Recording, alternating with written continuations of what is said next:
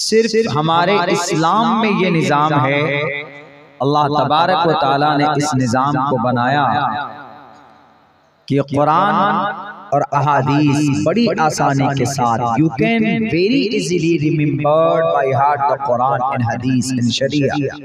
अब बड़ी आसानी से उसको याद कर सकते। आप खुद देख लीजिए, आपके बारसोई के एरिया में कितने मदारिस हैं। वो अलग बात है कि गवर्नमेंट सरकार की निगाह में अभी इन मदरसों को मशकूक बना दिया गया है। शक की निगाह से देखते हैं कि मदरसे में क्या होता है। मीडिया वाला जा रहा है या कोई और कुछ लोग आ जाते हैं तफ्तीश के लिए, पूछते हैं कि मदरसे में क्या हो रहा। और अपोजिट सवाल, मदरसे में तालीम होती है किसकी? कुरान की, शरीयत की। बच्चा जब मदरसे में कदम रखता है, उस बच्चे को बेसिकली क्या बताते हैं कि बेटे अलिफ बा ता सा यहाँ से शुरुआत करते हैं, उसके मखारिज बताते हैं, कहाँ से उसको अदा करना है वो तरीका बताया जाता है। दुनियावी किसी भी उलूम व फनून से इनको वास्ता नहीं होता। हाँ, कहीं कहीं पर कुछ मदरसों में हिंदी भी है और कुछ मदरसों में अंग्रेजी भी है, लेकिन बकदरे जरूरत। लेकिन हमारे मदरसों का मेन मकसद होता है हाफिज कुरान बनाना, आलिम दीन बनाना, और कोई दूसरा मकसद नहीं होता। अब वो देखने के बावजूद भी मीडिया वाले देखते हैं कि यहाँ बच्चा कुरान पढ़ रहा है, उसके बावजूद भी कुरान को छोड़कर सवाल करते हैं कि बेटे बताओ मैथ जानते हो, बताओ जरा कि इस देश में, इस देश का सबसे पहला प्राइम मिनिस्टर कौन, प्रधानमंत्री कौन है। अब वो बच्चा कैसे बता पाए? उसका सब्जेक्ट अलग है। उस बच्चे से पूछे कि बेटे बताओ हुरूफ तहज्जी कितने हैं, वो बता देगा। उस बच्चे से पूछे कि बेटे बताओ अलिफ का मखरज क्या है, वो बच्चा बता देगा। और ऐसा नहीं कि मदरसे में पढ़ने वाले सिर्फ कुरान तक महदूद रहते। मैं तारीख पेश करूंगा आपके सामने भी। कुरान जदीद साइंस की रोशनी में जो बड़े बड़े दुनिया में एहसानात हैं, वो कुरान पढ़ने वालों के एहसानात।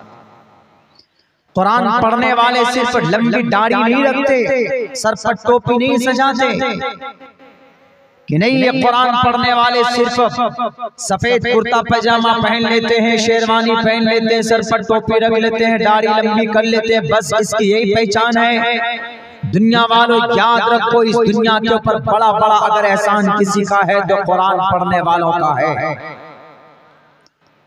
ये कुरान ऐसा नहीं है कि आज इबादत के लिए एक आदमी सवाल करता है कि मौलाना आपका कुरान कब नाजिल हुआ। आपसे भी कोई पूछे कि कुरान कब आया, तो आप कहेंगे कि 1450 1450 साल पहले नाजिल हुआ। किस पर नाजिल हुआ? मोहम्मद रसूलुल्लाह पर नाजिल हुआ। क्यों नाजिल हुआ? इंसानों की भलाई के लिए, इंसानों की रहबरी के लिए और इंसानों की हिदायत के लिए कुरान नाजिल हुआ। आप बड़ी आसानी से कह सकते। अच्छा, ये नाजिल कब हुआ था? 1400 साल पहले। तो ये कुरान तब के लिए था, 1450 साल पहले के लिए था, अब के लिए नहीं है ये कुरान। क्यों? निजाम बदल जाता है। जैसे मिसाल के तौर पर आपके पास मोबाइल है, अभी कौन सा मोबाइल है? आपके पास स्क्रीन टच मोबाइल। लेकिन अब से पहले 5 साल पहले कौन सा मोबाइल था? बटन वाले मोबाइल थे। उससे पहले कौन था? वो वॉकी टॉकी ज्यादा इस्तेमाल होता था। और उससे पहले भी कौन से थे? एक डंडा होता था कान में लगाने का, एक मुंह में लगाने का, वैसा होता था। बदल जाता है। अब अगर आज के जमाने में कोई वॉकी टॉकी पे बात करेगा, कहेगा कि बेवकूफ है, वॉकी टॉकी पॉकेट में रखा हुआ है तो पुलिस वालों के लिए, सरकारी किसी मैनेजमेंट के लिए, इन बच्चों को भगाइए, खामखा ज़हन मुंतशिर कर रहा है। तो लोग आज यूं कहेंगे कि कुरान 1450 साल पहले नाजिल हुआ है, ये तब के लिए था। अब अगर हमें कोई मसला सामने है तो ये कुरान हमें नहीं बता पाएगा, क्यों? क्योंकि कुरान को 1450 साल पहले के लिए अल्लाह ने नाजिल किया था। एक आदमी सवाल करता है यही कि मौलाना अब्दुल्ला साहब, आप तो बड़ी तकरीरें करते हैं कि मोहम्मद रसूलुल्लाह की जिंदगी में उस्वा है, कुरान को मानो कामयाब हो जाओगे। तो एक बात बताइए कि आज मोदी जी ने बुलेट ट्रेन चलाया है, बुलेट ट्रेन का तज़किरा आपके कुरान में है। आप कहते हैं कि कुरान को मानो, शरीयत को मानो, मोहम्मद को मानो। तो अल्लाह के नबी तो सवारी की, ऊंट की सवारी करते थे। और किसकी सवारी करते थे अल्लाह के नबी? घोड़े की करते थे, खच्चर की करते थे। अगर आज की तारीख में कोई खच्चर पर बैठकर सवारी करेगा, आपके बस्ती से अगर बारसोई जाएगा तो उसको 100 आदमी कहेगा कि ये पागल हो गया है। क्यों? क्योंकि सवारी का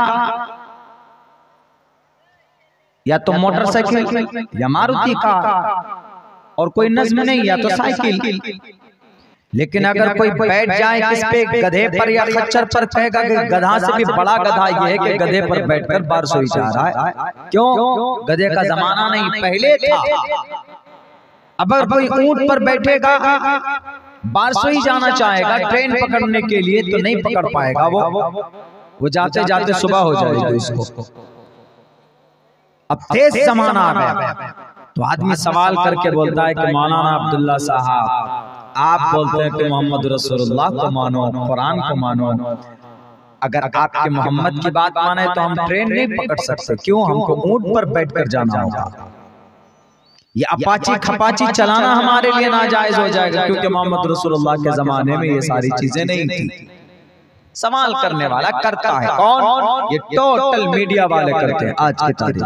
अलग अलग ऑब्जेक्शन किस पर? कुरान पर।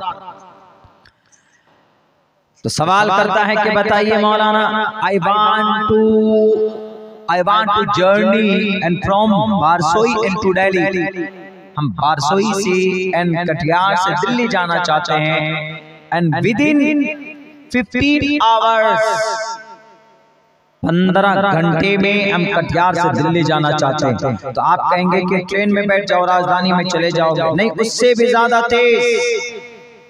तो आप कहेंगे कि बागडोगरा चले जाओ, हवाई जहाज पकड़ो, 1 घंटे में 1000 किलोमीटर चलती है, चले जाना फ्लाइट से। उससे भी तेज जाना हो तो रॉकेट पे बैठ जाओ, चले जाना। लेकिन रॉकेट से ज्यादा तेज रफ्तार सवारी नहीं है। तो अब ये कहेगा आदमी कि देखिए, अब रॉकेट को मानना पड़ेगा, आपके नबी का मेथड छोड़ना पड़ेगा, कुरान का फरमान छोड़ना पड़ेगा। अब तो आपको वैज्ञानिक और साइंस की पैरवी करनी पड़ रही है कि नहीं पड़ रही? आपके कुरान में कहाँ हवाई जहाज है? आपकी हदीस में कहाँ रॉकेट है? आपके कुरान में आपके नबी की जिंदगी में कहाँ राजधानी ट्रेन है जनाब? इसीलिए आपका कुरान और आपकी शरीयत और आपका संविधान आज के जमाने के लिए नहीं है, 1450 साल पहले के लिए था। एतराज करने वाले आज यही एतराज करते हैं। और इसी तरह का एक वाबेला कब मचा था? अभी तो अखियार की तरफ से सवालात होते हैं, गैरों की तरफ से। जो लोग पढ़ना लिखना नहीं जानते, माइक में, हाथ में माइक ले लेते और अनाप शनाप सवाल करते हैं कुरान पर और शरीयत पर। And they don't know completely and what is the method and command in the Quran Kareem and what is mention in the Quran Kareem. अल्लाह ने क्या बयान किया है वो नहीं जानते, बिल्कुल नहीं जानते, समझने की कोशिश भी नहीं करते। अब से तकरीबन कई सौ साल पहले भारत के अंदर एक बादशाह गुजरा था, उसने भी कुरान की शरीयत को, कुरान को, शरीयत को बंद करके एक नया दीन लॉन्च करना चाहता था, दीन इलाही के नाम से। वो कोई गैर मुस्लिम नहीं था, बल्कि वो मुसलमान बादशाह ही था। उसने कहा कि ये कुरान और शरीयत ये अल्लाह के नबी के जमाने के लिए। अब अगर हमें फास्ट बनना है, अब हमें तरक्की करनी है, अब हमें अगर मॉडर्न होना है तो हमें इस कुरान पर, इस शरीयत को छोड़ना होगा, हमें नया दीन लॉन्च करने की जरूरत है। उसने दीन इलाही के नाम से एक नई शरीयत मुतय्यन की और उसको नाफिज करने की कोशिश की, लेकिन उस वक्त एक आलिम दीन, उस वक्त एक अल्लाह वाले मुजद्दिद अल-फसानी रहमतुल्लाहि अलैह ने उनके इस बातिल अकीदे का खात्मा किया और उसको दफन कर दिया और यूं कहा कि बादशाह अकबर सुन लो, ये कुरान हमेशा के लिए है। अगर तुमको एतराज है कि अगर हम दिल्ली जाना चाहते हैं 14 घंटे में, 15 घंटे में, यानी तेज रफ्तार सवारी तुमको चाहिए, तो तुम आज कहते हो कि हवाई जहाज है, रॉकेट है, इस पे बैठकर हम दिल्ली बड़ी तेजी के साथ जाएंगे, तो आपकी नबी की जिंदगी पर कहां अमल हो रहा है? तो हम यूं कहेंगे कि जनाब, आप उस नजरिए से कुरान को पढ़ो, आपको हवाई जहाज से भी, राजधानी से भी और फ्लाइट से भी, रॉकेट से भी ज्यादा तेज रफ्तार सवारी आपको मोहम्मद रसूलुल्लाह की जिंदगी में मिल जाएगी। आपको देखिए, दुनिया हमें और आपको पता होना चाहिए कि है, बल्कि क़यामत तक इतनी तेज रफ्तार सवारी नहीं बनाई जा सकती जिस पर बैठकर अल्लाह के नबी ने सफर किया। याद है वाक़या मेराज, सफर मेराज जमीन से कहां पर गए थे? बैतुल मक़दिस में नमाज पढ़ाई नबियों को, और वहां से फिर इस बुर्राक पर बैठकर कहां गए? पहले आसमान पे, फिर कहां गए? दूसरे पे, फिर कहां गए? तीसरे पे। आज तक कोई साइंटिस्ट आसमान पे जा गया है? आसमान को छू पाया है? मुझे बताओ, आज तक कोई टच कर पाया है? स्काई क्या है? आई टच द स्काई, मैंने स्काई को, आसमान को मैंने छुआ है ऐसे कर। यूरोप जर्मनी वाले मर जाएंगे, दफन हो जाएंगे, लेकिन क़यामत तक वो आसमान को नहीं छू सकते। कुर्बान जाओ अल्लाह के नबी की जात पर। तुम दावा करते हो कि तेज रफ्तार सवारी हमने बनाया, हवाई जहाज सबसे ज्यादा तेज रफ्तार सवारी है। हम हवाई जहाज को मानेंगे तो नबी को मानना नहीं होगा, आपके नबी को मानेंगे तो हम मॉडर्न नहीं होंगे। हम यूं कहते हैं कि तुम्हारी सोच गलत है, ये वो कुरान है जो हमारे और इन बच्चों के सीनों में है। इस कुरान में अल्लाह तबारक व तआला ने हजरत आदम से लेकर मोहम्मद तक और मोहम्मद से लेकर क़यामत तक जो जो मसाइल पेश आएंगे, उन तमाम मसाइल का हल अल्लाह ने इस कुरान करीम के अंदर रखा है। वैसी नजर होनी चाहिए।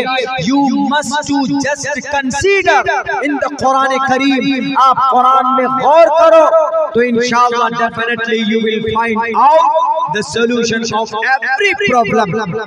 तमाम समस्या का समाधान मिलेगा। तेज रफ्तार सवारी चाहिए। नबी की बुर्राक को देखो, क़यामत तक कोई माए का लाल इतनी तेज रफ्तार सवारी नहीं बना सकता जितनी रफ्तार उस बुर्राक की थी। पता कितनी रफ्तार थी उसकी? जहां तक आपकी निगाह देख सकती है वहां तक उसका एक कदम होता था, एक कदम। अगर आप यहाँ से बैठकर किशनगंज देख सकते तो आप यहाँ से बैठकर किशनगंज, तो एक कदम उसका किशनगंज तक होता था। लेकिन आप जानते हैं कि किशनगंज नहीं, अगर बिल्कुल फजा हमवार हो, सामने कोई पेड़ पौधे नहीं हो, तो आपकी निगाहें न मालूम कितने 100 किलोमीटर तक देख सकती है। वो रफ्तार थी किसकी? बुर्राक की। वो रफ्तार थी बुर्राक की। चंद लम्हों में जनाब अल्लाह के नबी आसमान, जमीन से आसमान पर, और आसमान नहीं अर्श मुअल्ला तक अल्लाह के नबी अलैहिस्सलाम गए, अल्लाह से मुलाकात करके। सुम्मा दना फतदल्ला फकाना क़ाब क़ौसैन औ अदना, मुलाकात करके आए। बताओ जापान और ईरान वालों, बताओ भारत के मीडिया वालों, आज तक किसी माँ ने वो बच्चा पैदा किया जो आसमान को छू कर आया हो, जो पहले आसमान को क्रॉस करके दूसरे आसमान पर गया हो? अगर कोई गया है तो कौन गया है? मोहम्मद रसूलुल्लाह सल्लल्लाहु अलैहि वसल्लम गए। तो ऐसा है, ऐसा नहीं कि कुरान में कुछ नहीं है, कुरान में बहुत कुछ है। हाँ, इसी कुरान की तालीम के लिए हमारे उलमा मदरसे में मेहनत करते थे, और हमारे उलमा का मकाम, उनकी जो फजीलत है और उनका जो एहतराम है, उनका जो सम्मान है, बिकॉज ऑफ दिस शरीया, इस कुरान और इस शरीयत की वजह से। हजरत अनस रज़ियल्लाहु ताला अन्हु अल्लाह के नबी से पूछ रहे थे कि अल्लाह के नबी, जब आपकी वफात हो जाएगी, जब आप इस दुनिया से चले जाएंगे, तो आपके बाद इस शरीयत का काम कौन करेगा? तो अल्लाह के नबी ने फरमाया कि मेरे बाद मेरे वारिस करेंगे। आपके वारिस कौन है? उलमाए किराम, अंबिया के वारिस।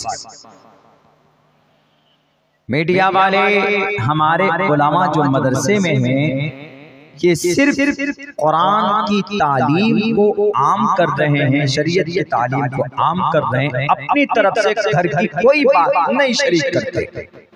और जो अल्लाह की तालीम को आम करे उसका सम्मान करो। ये कुरान नहीं कहता, कुरान ही नहीं कहता, बल्कि आपकी ग्रंथ श्रीमद् भगवत गीता का दो श्लोक मैंने पढ़ा है, उसका एक्सप्लेन करता हूँ। क्या कहा? बहुनाम जन्मनामन्ते उदारा सर्व एवैते ज्ञानी तात्मेव मयमतम् आस्तितः सही युक्तात्मामेवामुत्तमां गतिं ब्रह्मानन्दमनादि विश्वपुर्दजं सत्यं परमं शाश्वतं विद्यायस्य सनातनी निगमबृते। उदारा, उदारा मतलब सखी लोग, जो सखावत करते हैं, जो समाज में डोनेट करते हैं, पैसा देते हैं, पैसा खर्च करते हैं या किसी की मदद करते हैं, उसको संस्कृत में क्या बोलते हैं? उदारा। यानी जो लोग सखी हैं उनका बड़ा सम्मान है। क्यों? वो सखावत करते हैं। लेकिन उनसे भी बड़ा मकाम किनका? उनसे भी बड़ा मकाम उनका जिनको ईश्वर का ज्ञान है। ज्ञानी तात्मेव मयमतम्। हे लोगों सुनो, जो सखी हैं उनका सम्मान, लेकिन जिसके अंदर ईश्वर का ज्ञान है उसका बड़ा मकाम और मर्तबा है। आस्तितः सही युक्तात्मामेवामुत्तमां गतिम्। और सुन लो, जिसमें मेरा ज्ञान है उसमें मेरा ज्ञान ही नहीं, बल्कि उसमें मैं खुद हूँ। यानी जिसके अंदर मेरी तालीमात है, जो मुझे जानता है, मेरे सिफात को जानता है, मेरे विशेषताओं को जानता है, उसको कभी जलील और रुस्वा मत करना इस धरती के ऊपर। मेरे हिंदू भाइयों, जैसे गुरु का सम्मान करते हो, जैसे पंडित जी का और एक महाराज का सम्मान किया जाता है, क्योंकि उसके अंदर वेदों का ज्ञान, क्योंकि उसके अंदर शास्त्रों का ज्ञान है, तो ऐसे ही सम्मान हमारे उलमा का भी होना चाहिए, हमारे हुफ़ाज़ का भी होना चाहिए। ये नहीं माइक लेकर चले गए, बताओ भारत का सबसे पहला प्रधानमंत्री कौन? हमारे बच्चे नहीं बता पाएंगे जो नूरानी कायदा का बच्चा होगा। अगर तुम्हें पूछना है कि भारत का पीएम कौन है, आओ अब्दुल्ला सालिम जैसे तालिबे इल्म के पास। अगर तुम्हें पूछना है, अंग्रेजी में बात करनी है, आओ अब्दुल्ला सालिम के पास। मैं तालिबे इल्म हूं, मुझसे भी अच्छे और बड़े हमारे उलमाए किराम जानते हैं दुनिया के तमाम लैंग्वेजेस को, उनके ऊपर कमान होता है। अंग्रेजी कोई बोल दिया, वाह बड़ी इज्जत होती, बड़ा सम्मान होता है। हमारे मदरसों में अंग्रेजी लैंग्वेज नहीं सिखाई जाती, कुरान सिखाया जाता है, और कुरान में अल्लाह तबारक व तआला के अहकामात बताए गए हैं, उनके सिफात बताए गए। और ये चीज तो आपके ग्रंथ में भी मौजूद है कि नहीं? साफ लफ्जों में कहा गया है कि हे तो ब्रह्मकतिस्तांति सत्संगतिर्तान विचारतोषः। इस जमीन पर अगर ईश्वर के करीब होना चाहते हो तो उनके नामों का तज़किरा करो, उनके नामों का माला जपो, उनके नामों को पुकारो, तो अल्लाह से करीब हो जाओगे, ईश्वर से करीब हो जाओगे। यही चीज बताई जाती है इन मदरसों के अंदर। हमारे उलमाए किराम रात दिन यही बताते हैं। नहीं जाना, बस जाएंगे, बस किसी तरीके से उनको एक रास्ता मिलना चाहिए कि बस ये मदरसे बदनाम हो जाएं और इन मदरसों में ताले लगा दें, उसके बाद हम लोग जो चाहे अलग करें। तुम अपने खुदा को खुद भूल चुके हो। तुम्हारा ग्रंथ, तुम्हारी ग्रंथों में अच्छी बातें लिखी हुई, लेकिन तुम्हारे गुरु तुमको नहीं बताते। आज अगर मिसाल के तौर पर आपके इस इलाके में ये मदरसा नहीं हो, आपके पूरे पारसोई बल्कि बलरामपुर विधानसभा में पूरे मदरसे ताले लगा दें, टोटल उलमा चले जाएं कहीं और, बताइए मसला किससे पूछेंगे आप? नमाज का मसला किससे पूछेंगे? निकाह किससे पढ़ाएंगे? जनाजे की नमाज किससे पढ़ाएंगे? एक एक मसले की जरूरत पड़ेगी ना, तो उसके बाद वही नीम मुल्ला बनेंगे, खतरे ईमान हो जाएगा। नीम डॉक्टर बनेंगे, खतरे जान हो जाएगा। तो किसी भी धार्मिक मसले का सही तारुफ अगर कोई कराता है तो उसके धार्मिक लोग ही कराते। जैसे हमारे इस्लाम में हमारे उलमा कराम, हमारे उलमा है, मदरसा है, तो शरीयत की सही इंट्रोडक्शन हमारे पास है। अगर नहीं मदरसा नहीं तो यहाँ हाफिज कहाँ से पैदा होते? रमजान में आप तरावी कहाँ से पढ़ेंगे? लेकिन आज दुनिया वाले क्या समझते हैं कि नहीं, जब तक अंग्रेजी तालीम ना हो, अंग्रेजी तालीम जब तक ना हो तब तक कामयाब नहीं। पागल हैं वो, बेवकूफ हैं मेरे मुस्लिम भाइयों। अगर आपका बच्चा हाफिज कुरान बना है तो आप खुशी से झूम उठिए, अल्लाह का शुक्रिया अदा कीजिए। क्यों? मैं जानता हूँ अंग्रेजी तालीम कोई बहुत बड़ी तुर्रम पहाड़ नहीं है। Very easily when I used to study in a madrasa, मैं मदरसे का तालिब इल्म हूँ। I am a product of madrasa. In 2012 batch of Darul Deoband में सन 2010 और 11 में फजीलत हमारे शेखुल हदीस शेख अव्वल मुफ्ती सईद साहब पालनपुरी, शेख सानी शेख अब्दुल हक साहब, उनके सामने हमने पढ़ा। उस वक्त I was at that time I was a very illiterate person and I did not know the English language. मैं इंग्लिश नहीं जानता था, बिल्कुल नहीं जानता था। लेकिन after completing my fazila course, then I worked hard only 1 year. I spent only 1 year. Alhamdulillah, I am able to give speech in front of you for the long time. English ही नहीं, संस्कृत जुबान में लोग बात नहीं करते, लेकिन आपका बच्चा मेहनत करेगा तो संस्कृत जुबान में भी बात करेगा। आओ बुलाओ किसी पंडित जी को, किसी गुरु जी को, उन्हें मालूम नहीं होगा, हम उनसे पूछेंगे कि घर को संस्कृत में क्या बोलते हैं, बताओ। घर जिसमें हम रहते नहीं बता पाएंगे। क्यों? वो अब्बा के जमाने का मंत्र रटा हुआ है, पूजा पवित्र के जमाने में बैठ करके उसी को पढ़ते। या देवी सर्वभूतेषु मां सिद्धिदात्री नमस्तस्यै नमस्तस्यै नमो नमः। हमारे उत्तर प्रदेश के लाल बुजक्कर साहब मंत्र पढ़ते हुए अटक रहे। हमारा तो है ही नहीं वो, लेकिन मैं स्टूडेंट हूँ, संस्कृत ग्रामर का स्टूडेंट हूँ मैं। बाज़ाब्ता हम बहुत सारे लोग पढ़ते हैं, तो हमने भी अपना नाम लिखवा करके हमने इस लैंग्वेज को पढ़ा। तो अरबी से नफरत, इंग्लिश कोई बोले अच्छी तो वाह, बड़ा क्या इंग्लिश बोल रहा है। हम इंग्लिश जानते हैं, लेकिन कहीं चले जाए तो इंग्लिश बोलते नहीं, लेकिन जब जरूरत पड़ जाए तो फिर छोड़ते नहीं, बोलते हैं। अभी एक जगह लखनऊ में एक प्रोग्राम था, आ रहे थे, यही कटिहार आना था एक जगह प्रोग्राम में, तो वहाँ बहुत सारे स्टूडेंट बच्चे थे प्लेटफॉर्म पर खड़े होकर, वो सब राजधानी में घुस गए। राजधानी का टिकट बना हुआ था, राजधानी में घुस गए। गार्ड सबको निकाल रहा था, सारे बच्चों को, स्टूडेंट को निकाल दिया, क्योंकि उनके टिकट नहीं थे। स्टूडेंट होते ही वैसे हैं, तालिब इल्म लोग, स्कूल के तालिब इल्म जो होते हैं, स्टूडेंट्स होते हैं, छात्र जो होते हैं, छात्र छात्रा, वो सब घुस गए। टीटी ने कहा कि निकलिए, ये राजधानी है और यहाँ पर VIP लोग आते हैं, हजारों रुपए खर्च करके टिकट बनाते हैं, महीनों बुक करते हैं, इसलिए आप लोग प्लीज उनको डिस्टर्ब मत कीजिए, परेशान मत कीजिए। सबको निकाल दिया। इत्तेफाक से मेरा भी टिकट उसी राजधानी में था, हमको चढ़ना था। अब हम सफर में जाते हैं तो दाढ़ी है, इसको तो खत्म नहीं कर सकते, टोपी है, इसको तो खत्म नहीं कर सकते, कुर्ता पैजामा है, इसको कैसे खत्म करेंगे। जब गेट के पास गए तो गार्ड क्या बोलता है, मौलाना मुल्ला जी ये राजधानी है, राजधानी, दूसरे ट्रेन पे जाओ। हमने कहा क्यों? राजधानी ट्रेन ही है ना, कोई बुर्राक तो नहीं है, बैठकर तो जा सकते हैं। यानी उनके जहन में ये आया कि ये मुल्ला जी है, अनपढ़ गंवार आदमी होगा, कोई मदरसे का पढ़ा लिखा हाफिज़ कुरान होगा, कुछ उनके सामने इसकी अहमियत नहीं है। तो हमने कहा कि नहीं, मुझे इसी में बैठना है। तो क्या बोलता है, this is first class AC and what is your birth number, ऐसे बोलते। तो अब वहां पर अगर मैं ये कहूं कि नहीं, हाँ हमारी सीट नंबर फला फला है, तो हमने उनको बहुत आसानी से, हमने वो तो इंडियन इंग्लिश में बात करके बोला, what is your birth number, what is your name बोलते हैं हम लोग, what is your father's name, तुम्हारा बाप का नाम क्या है। तो उन्होंने हमसे पूछा what is your birth number, please आप अपनी सीट नंबर बताइए। उनका ये पूछने का मकसद था। हमने कहा, हमने अमेरिकन एक्सेंट में बोला, हमने कहा कि my birth number is 22, please make a way, let me go there. उसको आधे समझ में आया, आधा समझ में नहीं आया।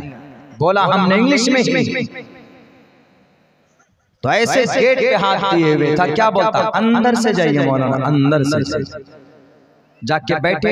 हमने कहा माय बर्थ नंबर इज 22, मेरा बर्थ नंबर सीट नंबर 22 है, लेट मी गो देयर, मुझे जाने दो प्लीज, मैं कभी रास्ता छोड़ो। मैंने ये कहा था। वो देखा कि ये मौलाना काबू में नहीं आने वाला, ये मुल्ला जी नहीं है, ये कुछ और है। तो बहरकैफ हम जाके बैठे। अब वो हमारी शबाहत को देखकर क्या लग रहा था कि वो मौलाना साहब है, दुनिया की कौन सी लैंग्वेज तिब्रानी, दुनिया की कौन सी जुबान संस्कृत महान मानते हो, आओ संस्कृत में बात करें, आओ संस्कृत में अहम उपविशति मैं बैठा हुआ हूँ, अहम पढ़ती पठतः मैं आपके सामने तकरीर पेश कर रहा हूँ। मम नम अब्दुल्ला मम गुरु हम सीमांचल बिहार। संस्कृत में कोई बड़ा तुर्रम खां पंडित जी और गुरु जी भी इंट्रोडक्शन नहीं पेश कर पाएगा। संस्कृत में अरबी के अंदर में बहुत ज्यादा करीबी है, कुर्बत है ग्रामर के एतबार से।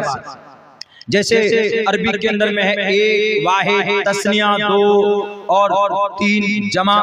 संस्कृत में भी है एक वचनम, दो वचनम, द्विवचनम एंड बहुवचनम। एक वचनम एक, द्विवचनम दो और बहुवचनम दो से अधिक, तीन को बोलते हैं। अरबी में है वाहिद, तस्निया, जमा। अरबी में कैसे हैं, जैसे फाला, एक के लिए फाला, दो के लिए फालू, तीन के लिए। तो अरबी संस्कृत में भविष्यति, भविष्यतः, भविष्यन्ति, भविष्यति एक के लिए, भविष्यन्ति, भविष्यतः दो के लिए, भविष्यन्ति तीन के लिए बोला जाता है। हम लोग मुज़क्कर, मुअन्नस, मुखन्नस, मुज़क्कर, मुअन्नस, मुखन्नस। मुखन्नस किसको बोलते हैं मैं नाम मेंशन नहीं करूंगा, समझ जाएंगे आप। मुज़क्कर, मुअन्नस ये तो है समझ में आपको। संस्कृत में भी है कैसे, पुरुषलिंगम, स्त्रीलिंगम, नपुंसकलिंगम। वहां मुखन्नस है अरबी में और यहाँ पर नपुंसक, नपुंसक जानते हैं, नपुंसकलिंगम। ये कुर्बत है। आओ बेटे कौन सा आते हो तो कुरान पर चैलेंज करने के लिए। तुम्हारी जुबान में है बहुत अच्छी बातें, मीडिया वालों कुरान पढ़ने वालों को बदनाम मत करो, रुसवा मत करो। कुरान जिस नबी पर, जिस जात पर नाजिल अल्लाह तबारक व तआला ने किया, उनकी जिंदगी का मुताला करो। नबूवत नहीं जनाब, बिफोर नबूवत से पहले भी अल्लाह के नबी अलैहिस्सलातु वस्सलाम की जिंदगी लोगों के लिए एक मशाले राह है। एक आदमी पूछता है कि मौलाना I want to be a great economic man, मैं बड़ा ताजिर बनना चाहता हूँ, कैसे बनूं? तो आप में से कोई भी कहेगा कि अनिल अंबानी की जिंदगी देखो, अदानी की जिंदगी पढ़ो, मुकेश अंबानी की जिंदगी पढ़ो और विजय माल्या की जिंदगी पढ़ो, क्योंकि बड़े बड़े ताजिर यही है ना भारत के, यही लोग हैं। आप कहेंगे कि इनको पढ़ो और फिर पैसा खर्च करके मार्केट में सेटअप करो, नेटवर्किंग फैलाओ, तुम बड़ा ताजिर बन जाओगे। नहीं, तिजारत में अगर आपको नाम कमाना है तो आप मोहम्मद रसूलुल्लाह की जिंदगी को अपनाइए। आप अलैहिस्सलाम सिर्फ नबी नहीं थे, मोहम्मद रसूलुल्लाह सिर्फ रसूल नहीं थे, नबी नहीं थे। आप अलैहिस्सलाम को नबुव्वत 40 साल के बाद मिली है, लेकिन उससे पहले मोहम्मद रसूलुल्लाह बेहतरीन ताजिर थे। आप अलैहिस्सलाम को तिजारत की वजह से मोहम्मद रसूलुल्लाह को अमीन का लक़ब मिला था, और जिस शख्स ने आपको अमीन का खिताब दिया था उसका नाम साइद बिन कैस अल-मखज़ूमी था। आपके पास बहुत दौलत नहीं थी, लेकिन उनके पास से पैसे लेकर पूंजी उनका होता था, और फिर तरीका, मेहनत और डिजाइन मोहम्मद रसूलुल्लाह सल्लल्लाहु अलैहि वसल्लम का हुआ करता था। उस वक्त आपकी उम्र कितनी थी? मोहम्मद रसूलुल्लाह की 20 साल की उम्र थी। हमारा बच्चा 20 साल की उम्र में सिर्फ सेल्फी बस फेसबुक पे चिपका दिया। उनसे पूछो कि तिजारत करना जानते हो? नहीं जनाब, तिजारत इस परिंदे का नाम हम नहीं जानते। हमारा बच्चा 20 साल का बेरोजगार बैठा हुआ, हमारा बच्चा 20 साल का शराब पीता, हमारा बच्चा 20 साल का मोबाइलों में फिल्में देखता, हमारा नौजवान तबका बेराहरो है। मेरे नौजवान साथी, मोहम्मद की जिंदगी देखो। 12 साल की उम्र में सबसे पहले आपने तिजारत की गर्ज से अपने चचा ख्वाजा अबू तालिब के साथ मुल्क शाम का सफर किया था। यूं ही नहीं कहा मोहम्मद रसूलुल्लाह को बहुनाम जन्मना मनते ज्ञानवान माम पर पद्दियते वासुदेव सर्वमिति समहात्मा सुदुर्लभहा। इसका एक्सप्लेन करूंगा मैं। नबूवत से पहले आप एक महान ताजिर थे। आज हमारा बच्चा हरकत नहीं करना चाहता, बैठे बैठे मिल जाए हराम की रोजी तलाश करने में लग जाते, बेईमानी करते। याद रखिए, अगर आपके बच्चे के अंदर एक निवाला भी अगर हराम ग़िज़ा का चला गया तो कभी भी वो जिस्म जन्नत में नहीं जा सकता। ला यदखुलुल जन्नत जैसदुन ग़ुज़िया बिल हराम। मेहनत करो, पान की दुकान खोल लो, लेकिन कुछ न कुछ करो और ईमानदारी के साथ करो, अमानतदारी के साथ करो। आप अलैहिस्सलाम इतने अमानतदार, मोहम्मद रसूलुल्लाह इतने सच्चे थे, इतने सच्चे, इतने सच्चे। एक वाक़या मैं आप लोगों के सामने पेश करता हूँ। आप अलैहिस्सलाम एक मर्तबा 20 ऊंट लेकर अरब के बाजार में पहुंचते हैं। 20 ऊंट लेकर, संस्कृत में इसका मेंशन हुआ है हिंदू भाइयों की किताबों में। उस्तरा यस्य परवाहिजो वधुमंत दिविर्दश्च वर्षमहारतश्च देवी झीढ़ी देविस्माना उपच पुरुष। इसमें यह कहा गया कि 20 ऊंटनियां अंतिम महर्षि मार्केट में ले गए, और अल्लाह के नबी की तारीफ भी यही है कि आप अलैहिस्सलाम एक मर्तबा 20 ऊंट लेकर जाते हैं। कहाँ? बेचने के लिए। कहाँ पे? फरोख्त करने मार्केट में जाते थे। आप अलैहिस्सलाम गए, लेकिन उनमें से एक ऊंट लंगड़ा था, लंगड़ा कमजोर था, तो उसकी कीमत भी कम होनी चाहिए। तो आपने अपने गुलाम को कहा कि भाई तुम बेचना 20 ऊंट को, लेकिन ये गुलाम, ये ऊंट लंगड़ा है, इस ऊंट की आधी कीमत तुम लगाना। जो भी लेगा, मैं जरा काम करके आता हूँ, मैं किसी काम में जा रहा हूँ। आप अलैहिस्सलाम वापस चले गए, तो वो गुलाम फरोख्त कर दिया 20 ऊंट को, लेकिन जो लंगड़ा ऊंट का उसकी भी पूरी कीमत उन्होंने ले ली। यमन का एक ताजिर ने 20 ऊंट को खरीद लिया। आप अलैहिस्सलाम आए, मोहम्मद रसूलुल्लाह ने अपने गुलाम से पूछा कि 20 फरोख्त किए, कहाँ? 20 ऊंट बिक गए। ए मोहम्मद, बिक गए, चलिए मोहम्मद इब्न अब्दुल्ला, अच्छे पैसे आ गए। तो मोहम्मद रसूलुल्लाह ने कहा कि 20 ऊंट के 20 लाख नहीं, 19.5 लाख होना चाहिए, एग्जाम्पल के तौर पर।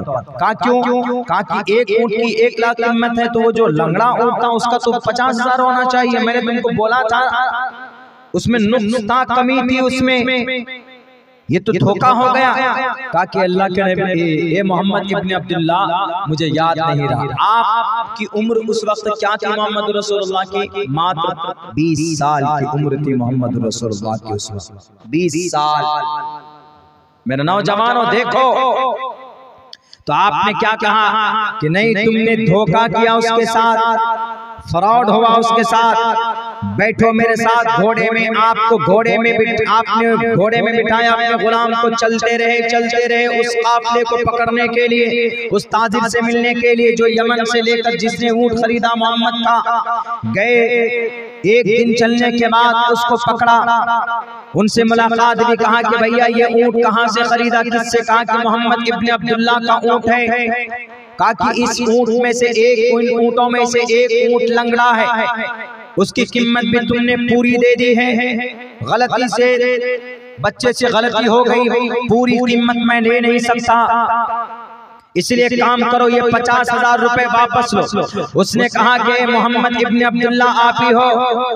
कहा मैं हूँ। कहा मैं खुश नसीब हूँ जो आपका 20 ऊंट मुझे मिला है। मेरे मालिक ने मुझसे कहा था, मैं भी गुलाम हूँ, लेकिन मेरे मालिक ने मुझसे कहा था कि अरब जा रहे हो, मक्का जा रहे हो, जाओ, लेकिन वहां पर तुम सिर्फ एक शख्स का ऊंट खरीदना और उस शख्स का नाम मोहम्मद इब्न अब्दुल्ला है। कहा क्यों? कहा उसका माल बिल्कुल प्योर होता है, उसके अंदर कोई कमी कोताही नहीं होती। ए मोहम्मद इब्न अब्दुल्ला, मैं आपके इस बाजार में, मैं आपके इस मार्केट में आज नहीं आया था, मैं 3 दिन से इंतजार में था आपके माल के, आपके ऊंट के आने का। जब आपका ऊंट आया तो आनन फानन मैंने पूरी कीमत देकर मैंने आपके ऊंट खरीद लिए, और मैं इंतजार में था, चूंकि आप अमीन हैं, आप सादिक हैं, आप झूठ नहीं बोलते हैं, आप अमानतदार हैं, आप कभी भी खयानत नहीं करते। तो मोहम्मद रसूलुल्लाह ने कहा कि ठीक है भाई, अगर